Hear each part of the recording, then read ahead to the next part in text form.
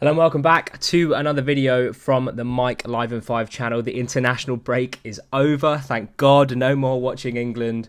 Obviously huge news yesterday that Thomas Tuchel is going to be in charge of England going forward from the January the 1st. There's going to be a video coming out on that because, as you'll know if you watch the Eden Road podcast, I'm really involved in England. I love watching England at the Euros, at major tournaments, and I, contrary to a lot of people, do think it's a really good appointment and a really smart appointment, and probably the best one we could have gone for. Yes, there's implications with regards to the coaching setup at the FA and the pathways for English managers. I'm going to get into that in a separate video, but today, football's back. We're back. We're going to Man United on Saturday. It's a fixture I look forward to every time we play them, and for once, I think we're actually going there with a little bit of expectation. I know I say this now, and it would be extremely Brentford of us to go up there and put in a performance which makes them look good. I can almost picture that in my head already.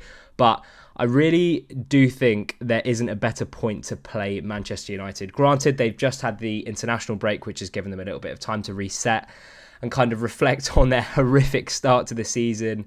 They've not changed managers, which I think is something I'm going to highlight in this video, and how this could potentially spell the end for Erik Ten Hag, especially if we come out firing like we did against Wolves and like we have done on our previous 3 games. But before all of that, I do want to say a massive thank you for the response on my last video. I think we're on about 1.3k views right now. The only thing I want to say is that if you came from that last video and you're watching this video now, please hit the subscribe button below.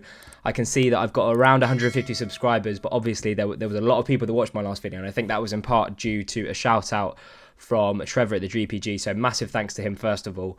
But yeah, I hope you enjoyed that last video. If you want to see more content like this, hit the subscribe button. We're going to be doing match previews, match analysis, going to be doing a video on Thomas Frank soon as well, and about, you know, if we do somehow win this game against Man United, which I don't think is not at all outside the realms of possibility, how I do think Thomas Frank could be in line for that job. And there's been a lot of noise about it. And, you know, after the game against Wolves and after Man United's awful start to the season, there's always going to be noise about the next or the vacant managerial position that I think could occur as a result of this game, and therefore, you know, with the nature of it being Thomas Frank who could potentially beat Manchester United, and there were conversations over the summer with the ownership at United and with Thomas Frank, I feel like those links are only going to start to get stronger.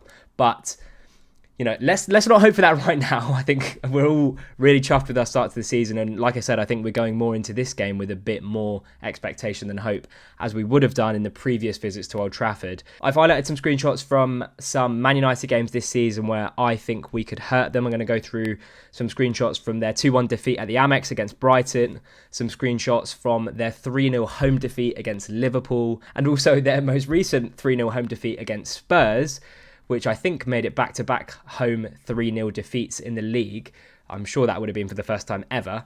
But yeah, I've got screenshots from 3 of those games, and I'm also going to look back at the absolute daylight robbery that was the 1-0 draw against Man United last season, which was the last time we played them. So I'm going to look at the lineups, how we could line up, how they could line up. But I think there's a common theme that runs through pretty much all of the screenshots that I've collected for this video, and we're going to dive right into it. This is how Brentford beat Man United. This is how Brentford get Erik Ten Hag sacked. So this is where I want to start, okay? I want to start with the lineups. And as we know, Thomas Frank, usually when we play teams in the traditional top 6, call it what you will, or teams that are above us, or teams that like to have the ball and we know that we're going to get dominated in possession, he usually deploys the 5 at the back system. So far this season, we've played City, we've played Spurs, we've played Liverpool. In all 3 of those games, we've gone with something that looks like this. In the most recent edition of that, it was KLP on the left as left wing back, Ayer, Pinnock and Collins as the centre halves, and Sepp van den Berg as the right wing back. In terms of how I want him to set up against United, and I'm really interested to see where he's going to go with this. In this video, obviously I've gone with the 5 at the back because I think that's what he would do. But I wonder if Thomas Frank will think, and we'll look at their games and we'll look at the opportunity that we have and how good we are in transition, whether having another body up front, where Man United have been absolutely criminal this season in and around defending their box, I wonder if Thomas Frank will actually throw caution to the wind and think, wow, we have a real opportunity to go to Old Trafford and beat these. And I would love him to do that. I really would. I've said it so many times before. I feel like when we play teams above us, when we play some of these established Premier League sides, we don't really have anything to lose. And obviously there's the counter argument that, well, if we didn't play the way that we did when we played these sides and we played 5 at the back and we had that incredible season when we beat all of the top 6, then maybe we wouldn't have got those results. But I do feel that in this situation, there is an opportunity to be had, and I feel like if Thomas Frank goes to a 4, I wouldn't be surprised. If he starts with a 5, I wouldn't be surprised. Either way, I don't think the lineup changes much in terms of personnel. I was going through it and I was like, well, who comes out? But I think it's just a simple shift over from KLP to left wing back, and I think he did a really good job of that role at Spurs. And I think it would be Schade and Bryan up top with a midfield 3 of Norgard, Vitali and Mikkel Damsgaard. The interesting thing that I have seen today is that Wissa is actually in contention to play. He's definitely not going to start. I think Thomas Frank said in his press conference that they need to see if he's going to be ready to even be in the squad on Saturday. But if Wissa is involved, again, it's just more cause for optimism. I think Wissa's start to the season, there were links linking him away to Wolves.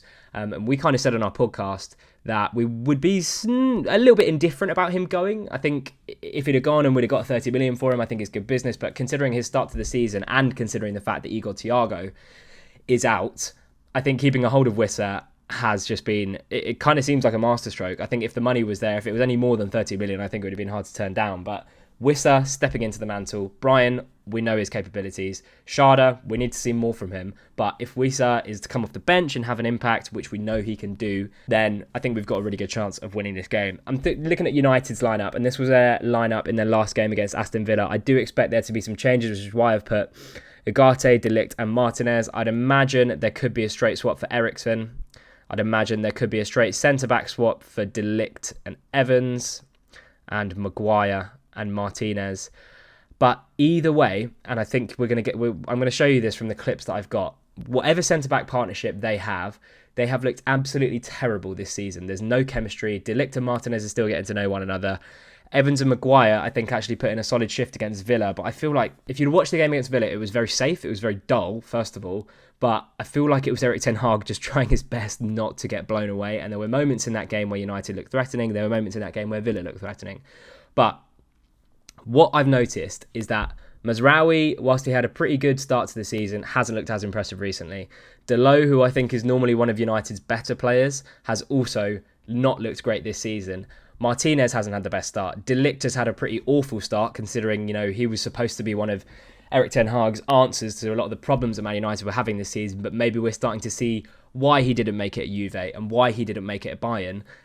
And it's like kind of slotted right into maybe what his level is, and that is the current edition of Manchester United. But the fact they're still relying on Johnny Evans and Maguire, I think is just absolutely criminal. Their recruitment team and their department and Ineos, since they've come in, I think have done absolutely horrifically in terms of the big decision they had to make over the summer in sacking Erik ten Hag, which they should have done, because if he didn't win the FA Cup, there is no way in hell he would still be there, and taking a chance on a manager who they considered wasn't their first choice. Well, Arne Slot at Liverpool wasn't their first choice. Ange Postecoglou wasn't Spurs' first choice.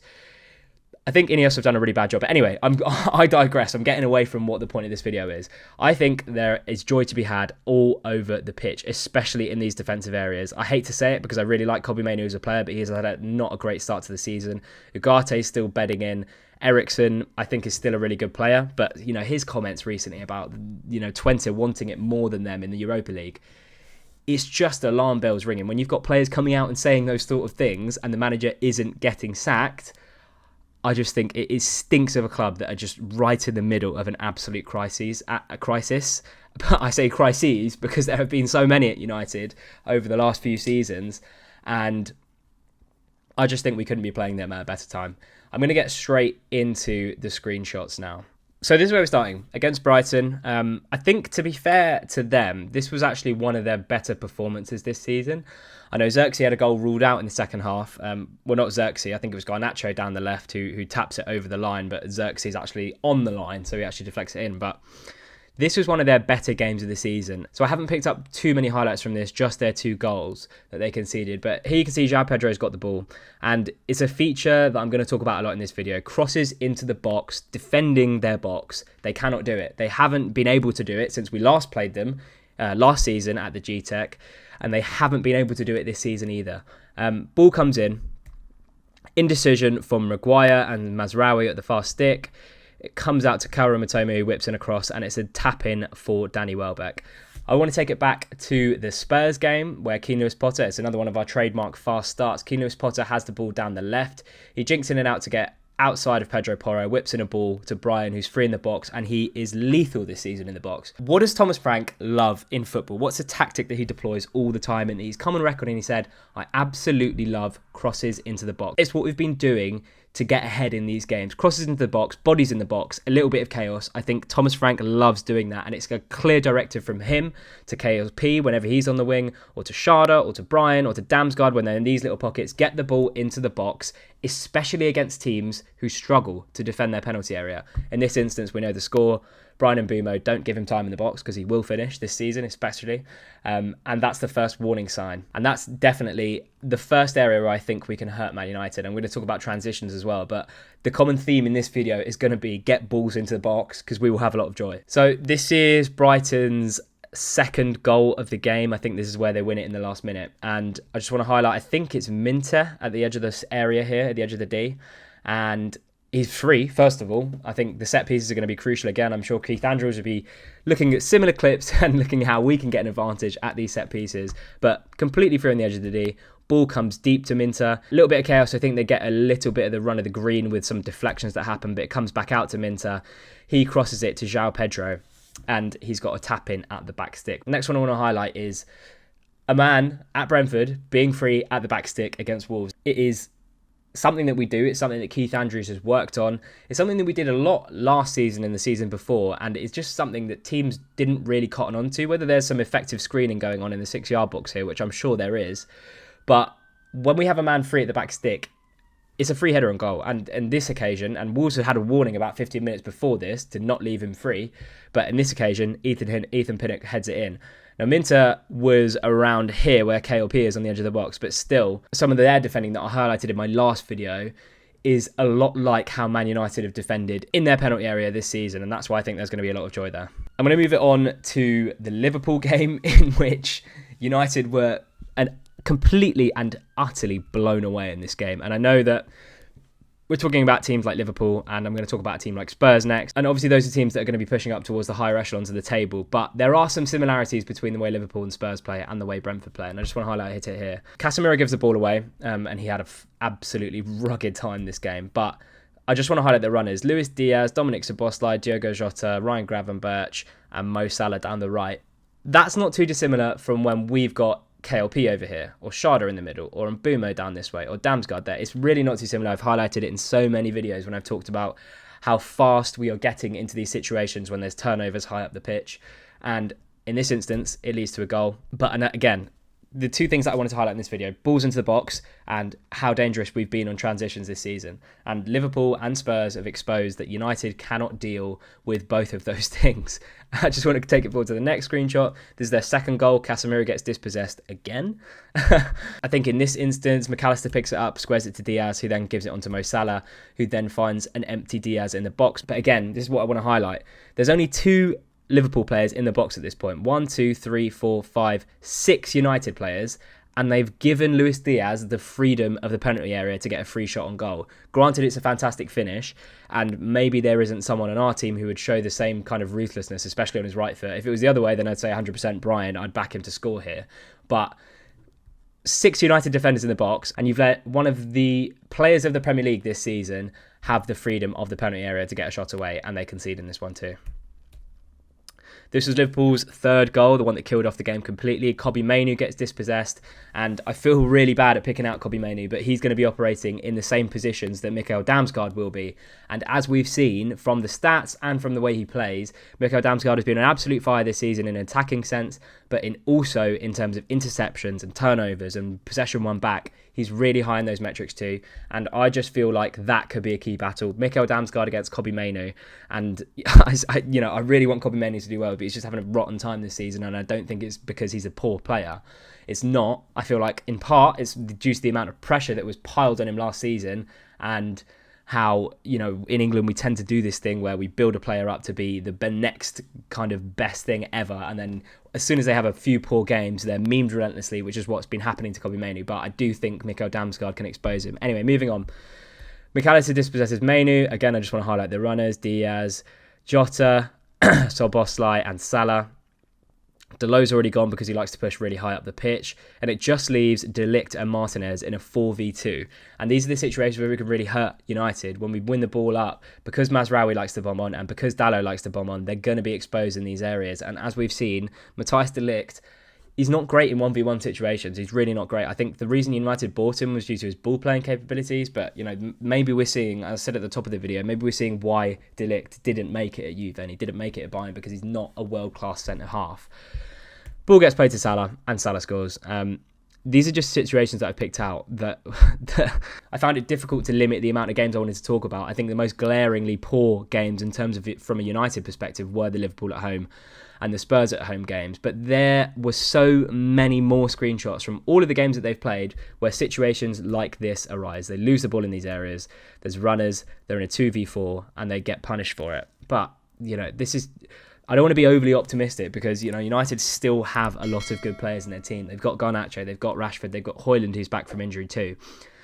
There is definitely a world where United thump us at the weekend. There really is. I want to stress that. It would be very Brentford, and, it all depends on how we turn up. But just going into this game off the back of the 5-3 game against Wolves, it would have been so much nicer to go into it and not having that 2-week international break, just so we could continue that momentum a little bit.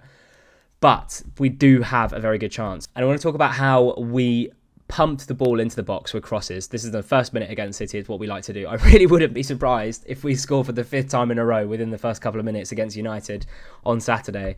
But I just highlighted it about how Liverpool like to get bodies in the box and about how Brighton like to get bodies in the box.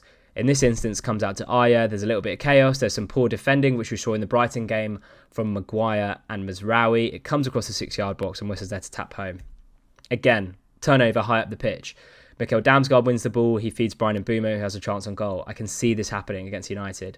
Last one, and it's a little bit different, this one, because as I mentioned in my last video, it's really exciting that we're going to United with this kind of new playing style that we've developed over the first kind of 7 games of the season. It's not something we've seen so far in the Premier League in terms of Brentford playing with the ball on the ground a lot.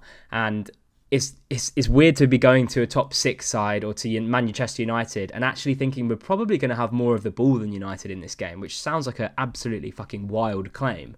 But in terms of our possession stats and how we like to keep the ball this season, we had almost matched Man City for possession in this game.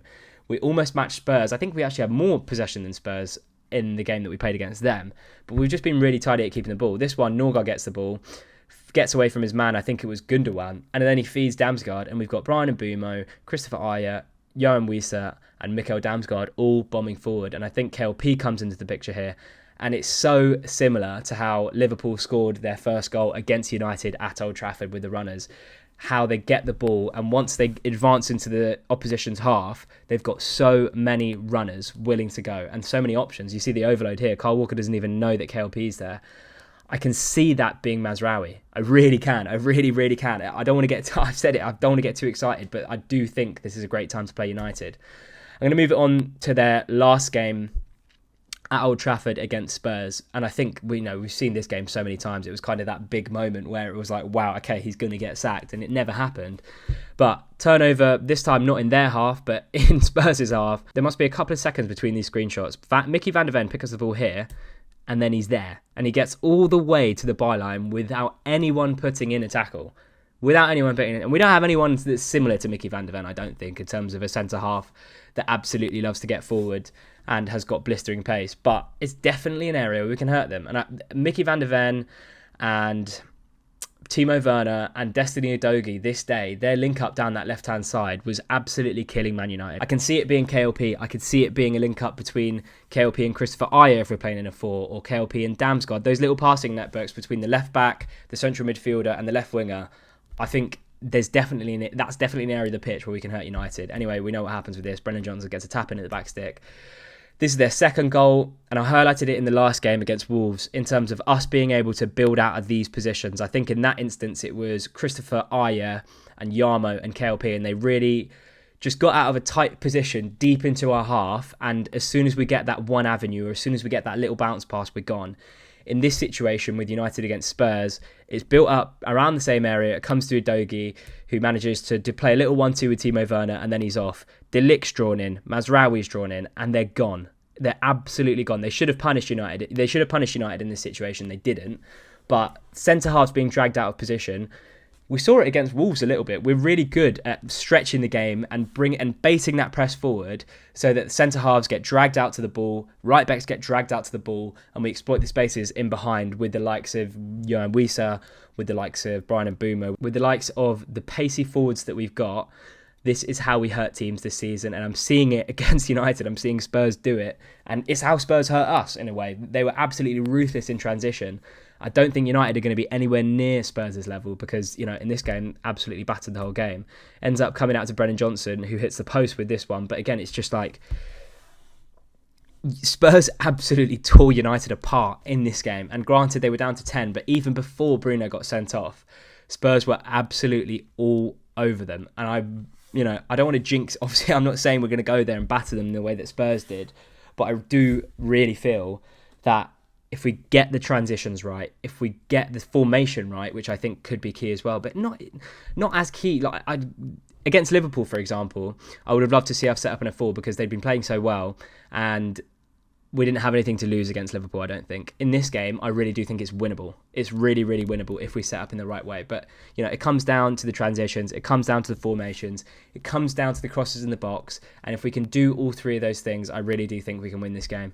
I'm going to fast forward it to the last screenshot, which is where Spurs get their third. Martinez get dragged out of position, which is similar to how De Ligt got dragged out of position in the second goal.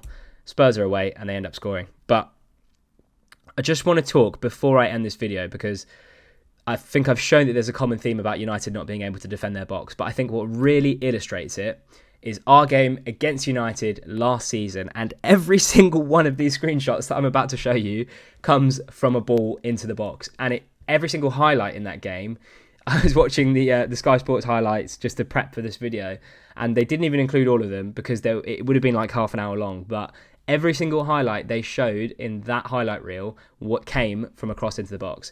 This one, it's Jensen who picks it up on the right-hand side. Does it deep into the box. Zanka's unmarked to the back post. Probably should do a little bit better with this header.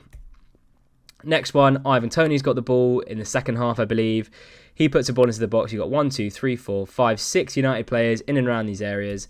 It breaks to Yarmo, who has a shot. I think Anana actually makes a pretty good save with this one, and KLP probably should do better with the follow-up. But that's 2 crosses into the box and 2 situations where United have failed to deal with the cross. With the next one, I think that's Mads Raselev, who kind of spoons a ball high into the air. But again, it's just that little bit of chaos. Obviously, it's a mis-hit cross, but it just creates a little bit of anxiety amongst these centre-backs. And granted, they're different this season. Obviously, Harry Maguire's still there, but Lindelof won't be in the lineup. Comes down, ends up coming to Wissa on the edge of the box, who hits the post with a sweet volley. And I think if you were at the G-Tech that day, I think everyone in that stand, in the West Stand in particular, thought this was in. But again, crosses into the box, they can't deal with it. This one was a quick free kick. Again, not dealing with it.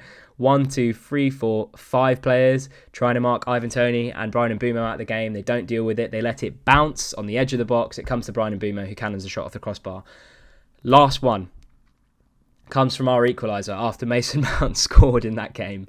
I swear to God, if we'd have walked away from the G-Tech without getting any points that day, oh my God, it would have been an absolute travesty. But it comes back to Saman Ghoddos, who again spoons a lofted ball into the box.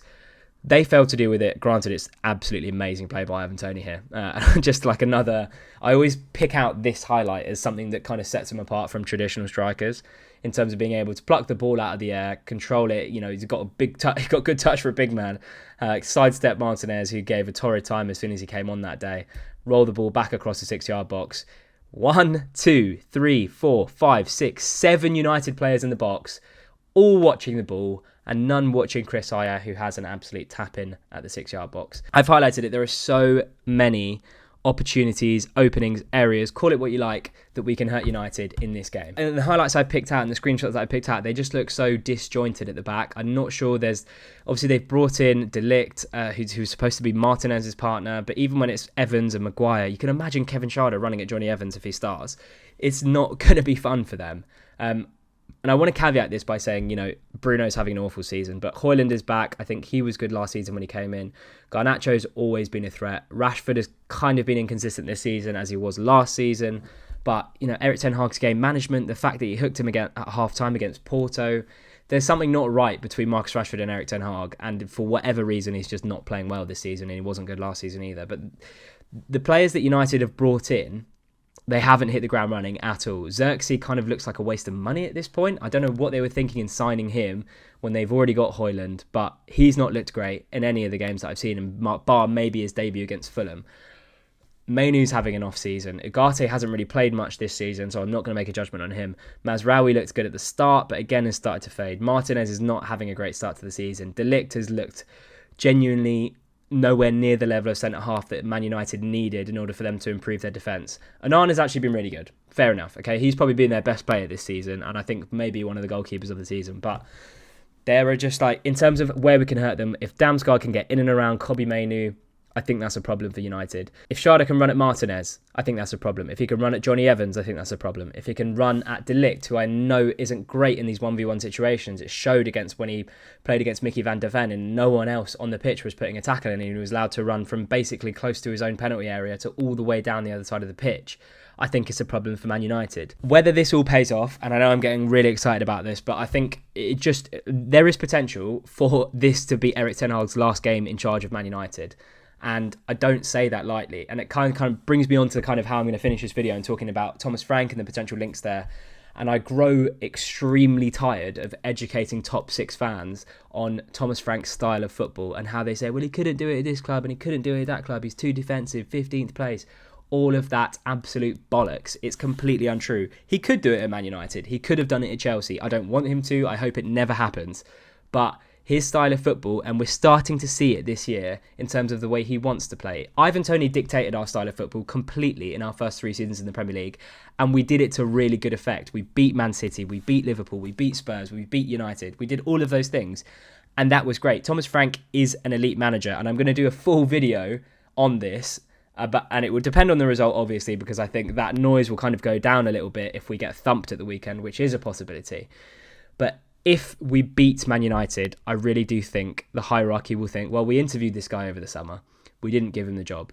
He's just schooled us, or he's just beaten us at Old Trafford as a kind of, you know, thanks but no thanks. I'm actually happy at Brentford. Do we go for him now? Do we go for him in the summer? I'm going to address that in another video. But in terms of what I've spoken about in this video, I do think it could be a really good day for Brentford. I really do. I really hope it is. I hope you've enjoyed the video. I hope I've explained some of the areas that I think we can hurt them in terms of the balls into the box and the transitions with the winning runners. And I hope you have a really good day on Saturday, because I know that I will. I'm really going to this game with a lot more hope than I would do when we've previously visited Old Trafford. Obviously, last time we went there, it was genuinely one of the worst days I've had supporting Brentford, I think. Let's hope that that doesn't happen again. But if you've enjoyed the video, drop a like, drop a comment. Let me know how you're feeling ahead of the United game. Sub to the channel as well, please. I know I said it at the top, but thank you so much for the response on the last video. Really great to see so many people watching. I hope I get the similar kind of numbers for this preview and hopefully for the next one too. But if you're watching that one and you've come back again, please hit the subscribe button below. Helps me out massively, and spread the word. Tell a mate. If you think they'll enjoy this kind of content, please do share it around, and I will see you after what is hopefully a Brentford win at Old Trafford.